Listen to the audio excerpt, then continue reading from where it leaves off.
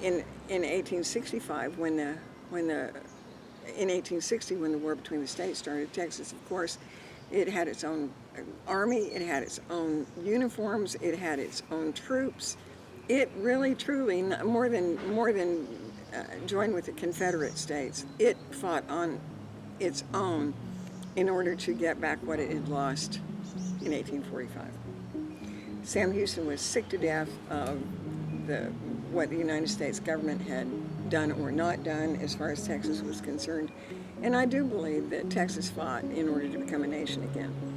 But Texas was was on this list, this hit list of states that could be subjugated by the military. And guess who the first commander in Texas was? I know. General Sherman. William Tecumseh Sherman came into Texas and was the governor, the provisional governor or ruler or commandant, you call it what you will.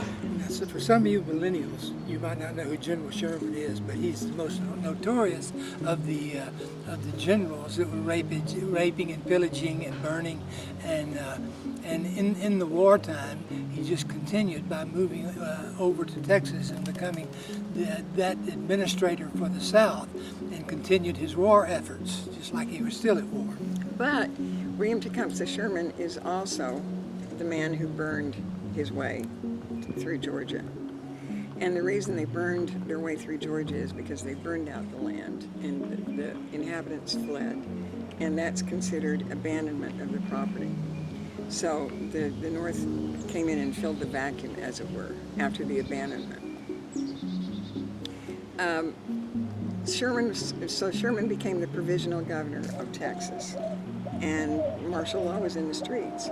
They did this in all of the states. They made it so miserable, so uninhabitable for the people who lived in those states that they finally acceded to the conditions of the 14th Amendment and signed up and joined the Union again. Well, you said martial law, but earlier you said that's Military actually law. military. It is law, military which law. is even worse and more Yes. strict. Yeah, it's worse than martial law.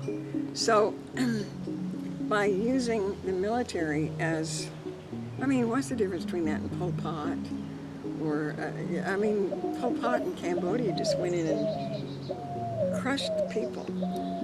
I mean, yes, and far worse than King George, who we just, we defeated a couple of yeah, three this was decades earlier. horrible. This was military throat with a boot on their throats. These people that were left in the southern states had to swear allegiance to the United States and to the 14th Amendment. And because of that, that was the beginning of putting the first peg in the cog of the machine that used to be known as states and states' rights. And it's likely, Dr. Andrews mentioned that she thought it was that this assassination of Lincoln, was largely due to the fact that he had backed off on his agenda of federalizing the government, and it was because he had backed off of that and was unwilling to take this kind of stance, continued military stance, that he was assassinated, and then almost we had the same thing done to Johnson when he took his place, because he didn't want to push that agenda either. So consider what's happening here in our nation at this time. Yeah, Johnson, he was impeached, and he was not removed from the office of president after he was the vice president under Lincoln. He became president upon his assassination. And then he was impeached, which just merely that means that he submitted to a trial on the merits of whether he should be the president or not. And that is adjudicated in the Senate. And by one vote,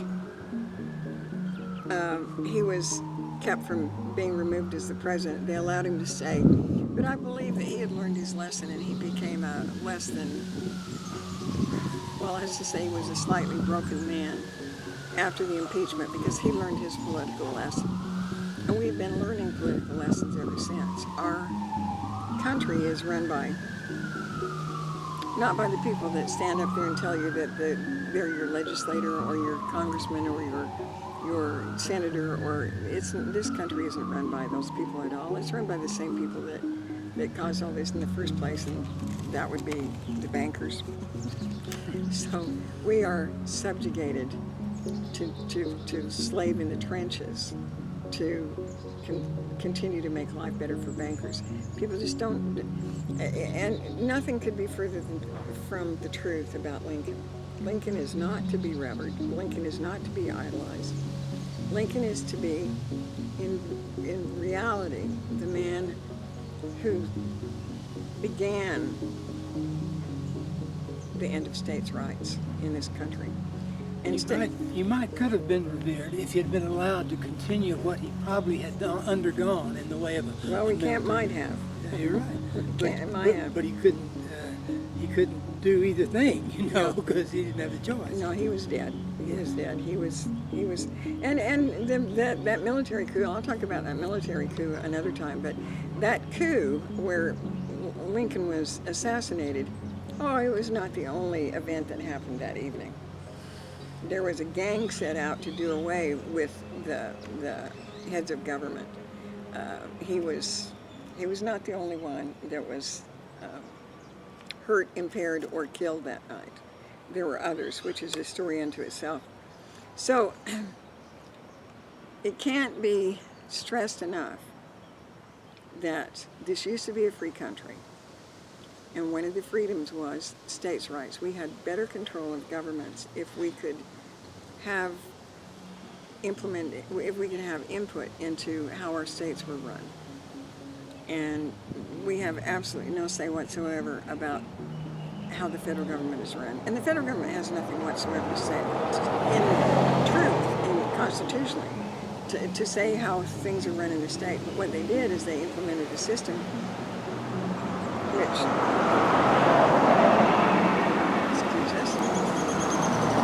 which I'll go into in the following segment about when the states were bought by the federal government, who actually pays for their own demise. Let me interrupt to say this. You're getting incredibly good information here, and the book, The Truth Will Set You Free. Education will set you free. Education will set you free. It has even more detail than this. There are some details that are hit here that aren't hit there, but there's also some that's there that you're not hearing that exactly here. So be sure and get the book and read the 95 pages. It's short, it's quick reading, but it's important stuff about what happened in the history of this federalization and the taking away of the, I'm going to use the word biodiversity, because it's perhaps known as political diversity, but that's a form of expression of life. And if you're a scientist of any sort, you know the importance of biodiversity and a healthy culture, economy, anything you want to name as the standard of health. We don't have that, do we? We don't have that. We have no biodiversity.